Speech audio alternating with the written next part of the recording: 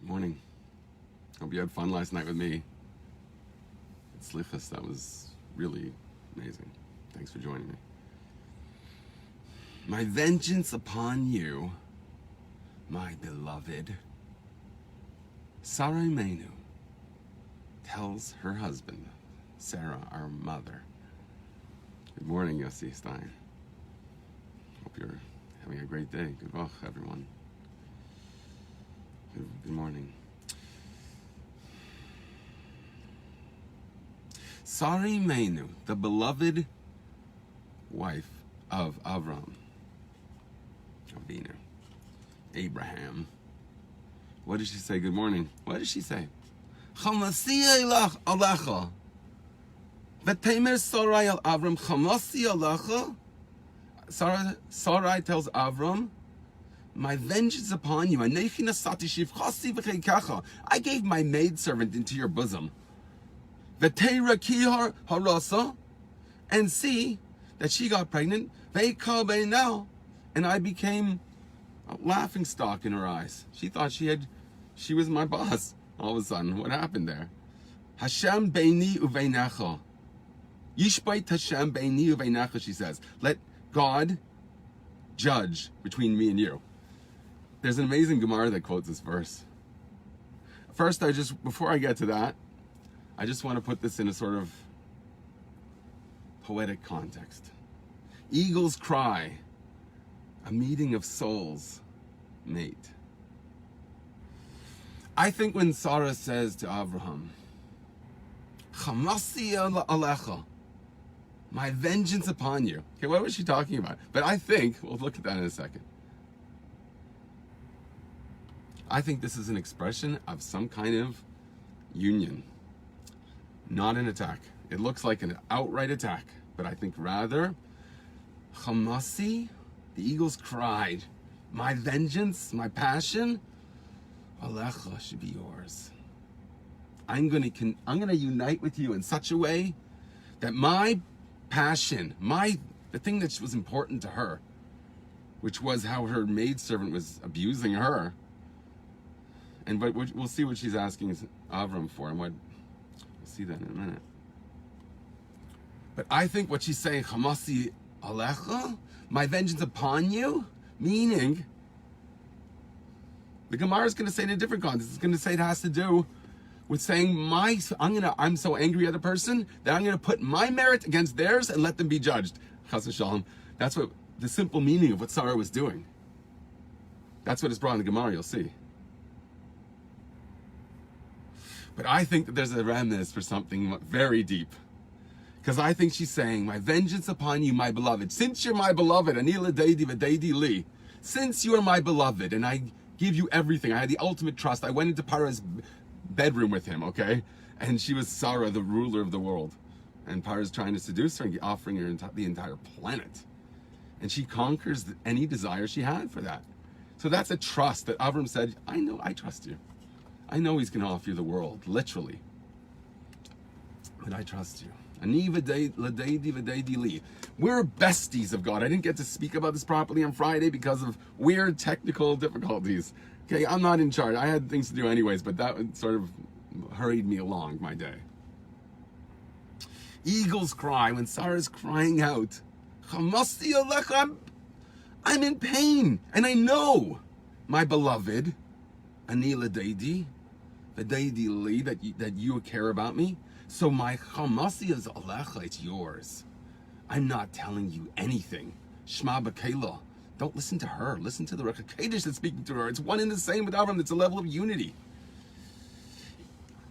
Hamasdi Alecha, my vengeance upon you, because I'm bestowing you with the passion for the things that I care about upon you, and there's no friction at all.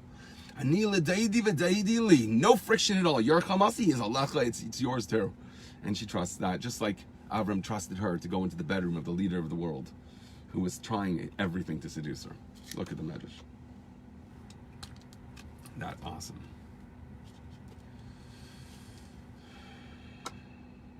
That's the soul's mate, okay? It's the mate, the checkmate of the soul. It's a meeting, it's a mate when there's a union of souls. Hamasdi Alecha is a beautiful thing. Let's look at the simple meaning in Rashi. Hamasdi Alecha, my wrong be upon thee. Hamasdi means vengeance, like Hamas. Vengeance. Hamasdi Alecha, they translate here, my wrong be upon thee, the wrong done to me, Hamasdi, the punishment for it, I call down on you. Rashi said Sara means. She's calling down punishment upon him, upon Avram. When you pray to the Holy One, blessed be He, what wilt thou giveth me? Seeing that I go childless, barren. You prayed only on behalf of yourself. He had a child through Hagar. They had Yishmael. What do you call him? Ishmael. So Avraham had a child. He just prayed for himself. You know, remember, one of the reasons why God didn't let her have children is so that Avraham could have the power of having this very attractive woman by his side. That's one of the reasons, because when people have children, it's not the same youthfulness and beauty that God wanted Avraham to have at his side. It's an incredible medrash. I spoke about it, I don't know, months ago. So Sarah says, let punishment come down upon you for my suffering, I think she's saying, basically. Because you should have prayed for both of us. We could have had a child together. So yes, it's a miracle. So who says you're not allowed to pray for miracles? We're going to see that this is a source for not relying on miracles, actually, interestingly. Or not relying, rather, on your schus to have miracles done for you.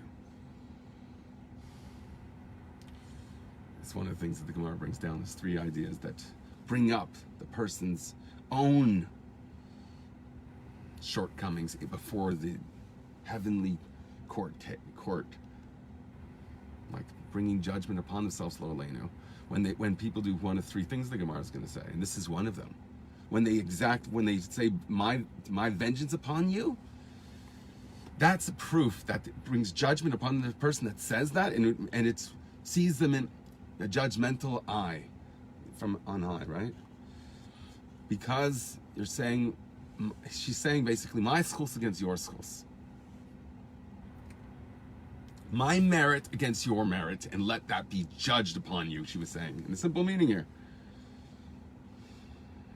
So that brought on punishment upon herself.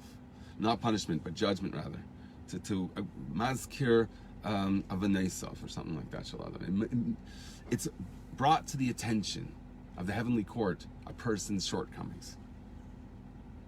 This is one example, because later it says that Avram buried Sara, and the Gemara cites both of these verses and juxtaposes them to show that she said, vengeance upon you, that brought her own judgment upon her, and then Avram ended up burying her.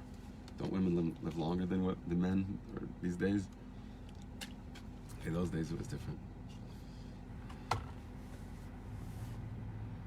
So you should have prayed on behalf of both of us, that we could have had a child together. Then would I have been born in mind by God together with you. So it has to do with the flip side of this. She would have been drawn to the attention of God in a good way if Avram had davened for them.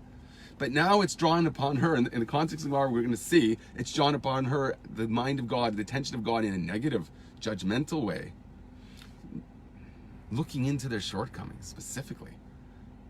It's interesting, though, that the default position, that God's your bestie, He looks upon you favorably. That's what I want to say. The mind of the beloved. What does it mean to get into the mind of the beloved? To what does it mean to connect? Anila Deidi V'Deidi Li. What does it mean to even have that relationship? I'll tell you what it means. Imagine the most beautiful relationship you could possibly have.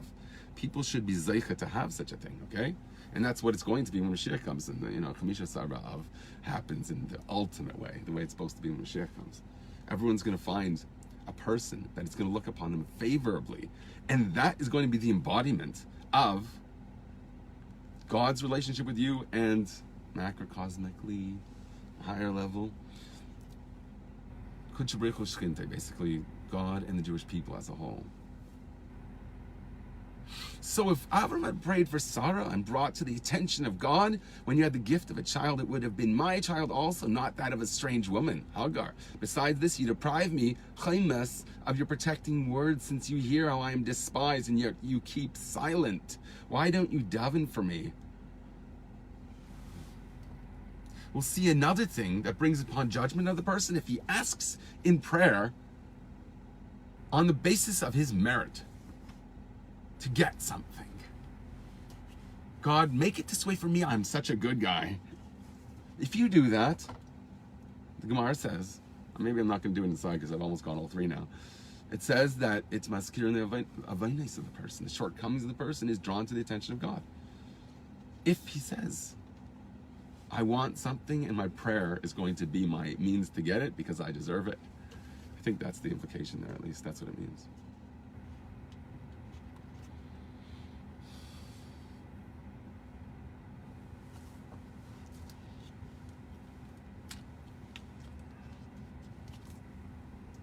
So what's the third one? Let's look it up. Amar Rabbi Yitzchak, Gimel Dvar Maskira V'Neisav Shel Adam.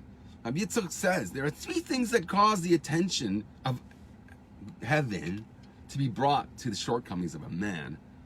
Eluhain, Kir Notuli. That was the third one.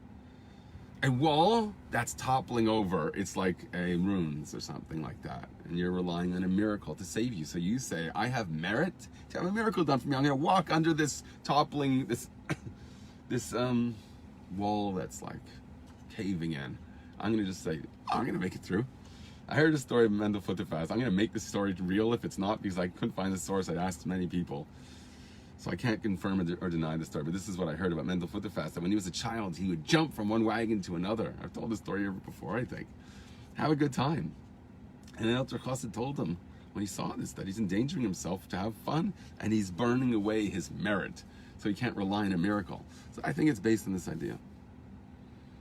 So I'm using this in my editorial this week to discuss something that says about Rosh Hashanah.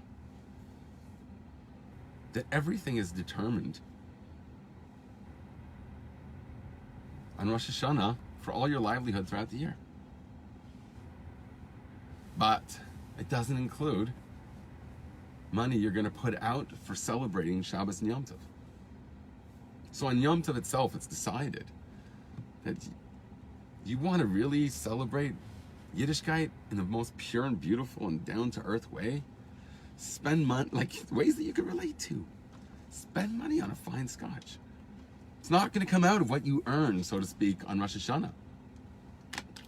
Your merit is independent of this. It's like not included. You're going to make $100 million this year. Someone, you're going to make more than that, but I mean somebody else. So if he spends like a really ridiculous amount, or unless he's a miser, he doesn't want to spend on Shabbos Yom Tov, he can afford it. He says you're supposed to even borrow money. If you have, I don't know, I have a nice guitar. If I needed to hawk that, pawn it, to borrow money for Shabbos so I can have a good piece of gefilte fish, or I don't know, some really geschmacka, what am I into? I don't know. Multi-grain bagel. Ugh, that's how exciting I am, right? It's a concept of Katainti Mekolach Sadim. Yaakov says, I am unworthy of all the kindness you have steadfastly shown your servant. Why? Because God took care of him when he was away in Haran. He lost everything before he went there. He had nothing. Right? The progenitor of Amalek came to rob him blind. Someone's robbed and loses everything, just like a blind person. They're considered like they're dead. So he had a mission from his nice father, Esau, or grandfather, I can't remember right now. His father, to kill Yaakov. So Yaakov says, here, I'll give you all my wealth, which is everything, and you let me live. So, but God took care of him, even though he's a pauper. He had nothing. God took care of him. Still, he didn't even use that money. He gives it away. Gives it away to Esau, actually, in purchase of his burial site, Maras Macapella, because Esau could have claimed a portion of it. Still had problems later. Okay, Esau's head's buried at the bosom of Yaakov. Why? Because the mind of Klippa is not so affected, it can be elevated. Ideas have a purity to them, because the Gimel Klippa is a Timaeus.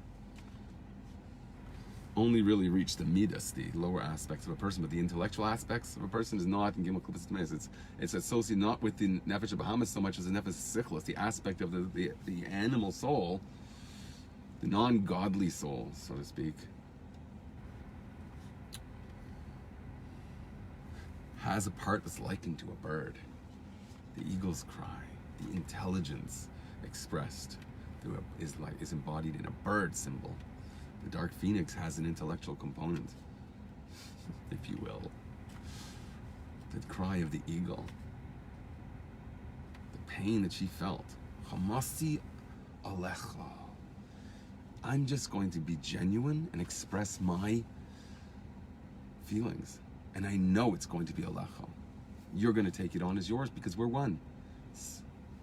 Okay, I said it already.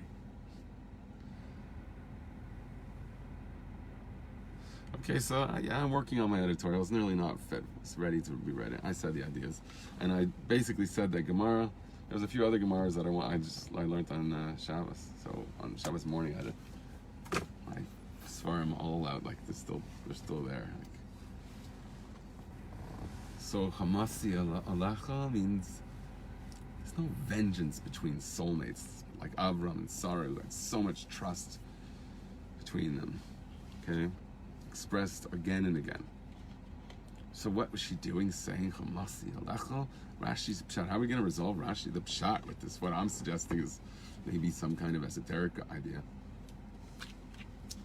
It's metaphysics, right? She's just giving her emotional world upon him. She's saying, here it is. It's like you're downloading into your matrix brain. I'm just going to know how to drive the helicopter or do kung fu. I'm gonna express it, and my articulation of my feelings, it becomes yours. Avraham gets up early in the morning to the Akedah. I'm sure he got up early in the morning to, take care of Hagar. And she was abusing Avraham's wife, Sara. It became his. That's how I'm interpreting it. You prove me wrong. Show me that it's taken out of context or something. That will be a fun conversation. If you think that sincerely, otherwise don't waste my time. Okay, 11 o'clock, marathon, Sunday marathon round. Yossi, how are you? How are you? Looking forward to meeting you.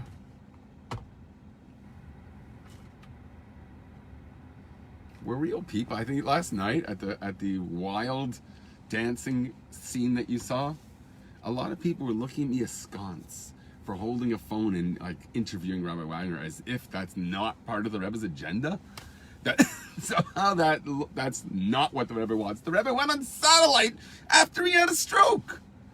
Are people crazy? We've gone so far backwards. We're in Liozna again.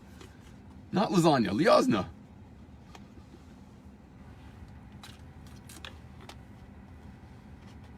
I mean, come on, people.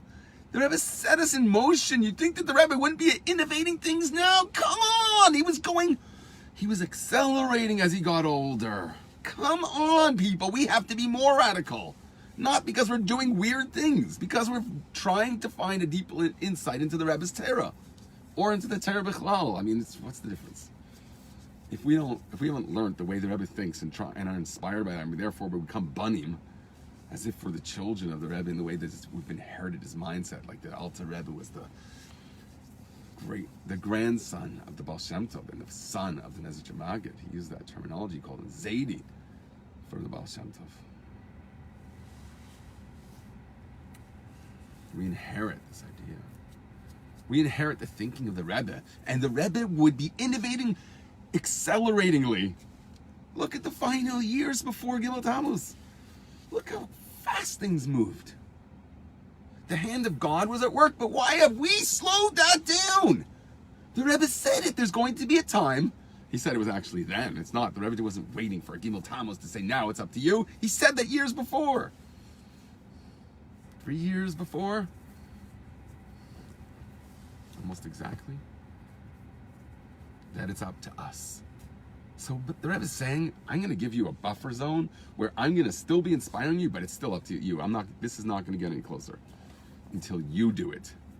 Yes, it's going to look like it is because I'm going to give you ideas about how dynamic, how creative, how not caring what the world's going to say. I mean, I saw a source thing from the Alter Rebbe that says you're supposed to care, and I tried to resolve that. Care what the world says, meaning be sensitive to every voice that you allow into your head. If you decide that that voice is a toxic environment for you, get out of that environment. You're not a prisoner. Okay, this is a meeting of souls, mate. Matey. My son's in Australia. How do they say it there? Down under, mate. Hey, that was pretty good. We had a competition to see who could do Itchy Kadoozy. Because my shliach, Dr. Bach, spoke a lot like Itchy Kadoozy. Did I just mess that word up, my own name? How ridiculous is that? Jono? I can also do the gefilte fish. I played checkers. What was that game? I forget the name. He lists like all the games that he plays. Connect 6, Connect 4, Connect, whatever that game is. Okay, I'm just chilling out here now, right? Wasting everyone's time. Having a sip of water. So, oh, by the way, I keep on saying you can't say l'chaim on beer. Rabbi Man said, forget about it. He said since then, people have been saying l'chaim on beer. So, like, thank you, outside source that's quoting Kahas Sfarim, showing me that we don't say l'chaim on beer, but we do. According to Rabbi Man, he's a very trustworthy source. Achazer of the Rebbe. Very smart people around us. Very smart people. But I think it's a bit a shame that that's our main thing that we emblemize, that we put on a pedestal. I think that it should be more heart. I think that's way more important. I think it will take us further to heart. I think that should be put on the pedestal. No, I mean you. You're the one with heart, right? Why would you be listening to me if not? Right? It's all, everything's a yin yang. At the extreme of everything is the wisdom of the yin yang.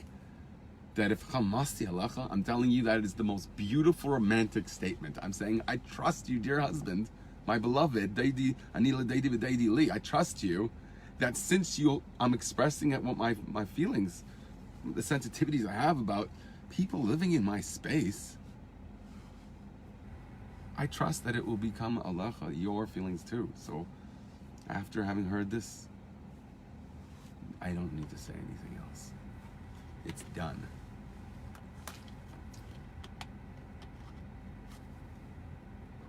I'm going to have to look it up when I have some time just to make sure it's in context, right? And if not, I'm just going to resolve it anyways, right? So, I'm going to make this work, people. Why? Because it's right. It will be shown. You have to be able to answer. You got to put your ideas on hold when someone presents you with a contradiction in the Torah. But you'll find a solution.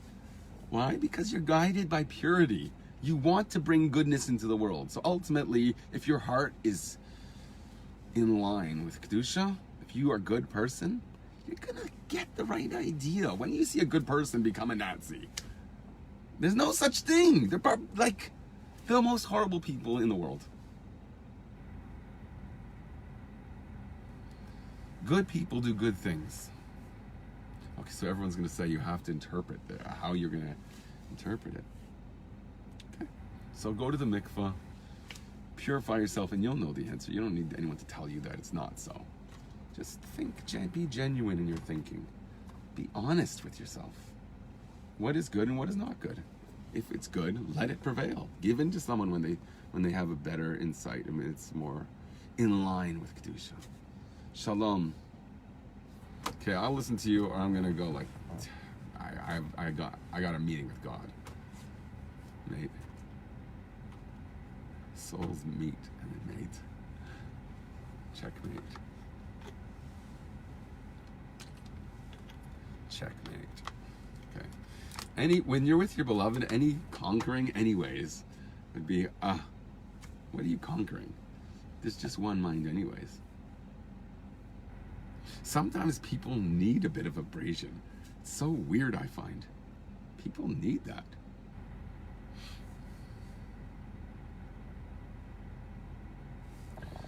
I don't understand it, to be honest. I just don't. They draw it. Some people draw on this because they need it. I think it's an illness. I don't know. Hamasdi Alecha, an example. Avram was drawing that on himself.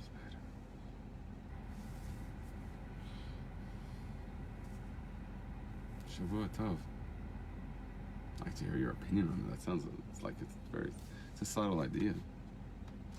But it's making me tired. I gotta save some energy for davening. So, I don't know. Tell me what's on your mind, or I bid you an awesome day. And now we're in a special stage, right? Slichas. Special preparatory time to really, we're getting ready for the palace now. You know, we're always getting ready for a meeting with the majesty of God. In this time, that's what the focus is. The majesty of God means Anila Deity. I just recognize the majesty is just something I treasure so much. It's not a matter of, oh, I'm so horrible. That's not what it's about, people. Recognize how precious it is, and therefore automatically you're just going to say, I want to be there for you, God, because that's what all my relationships, the meaning of that is all dependent on my relationship with you. In fact, ultimately, I keep saying this, it's expressed and embodied in a person. Everyone has that. We write that off, you know. If you have a lot of equity in your house, you're just going to forget about that, or you sometimes say, you know what, I'm going to refinance and take out that equity. There is reason to be hopeful, people. There is good expecting us. I'm telling you, just let it unfold. Have a great and blessed day.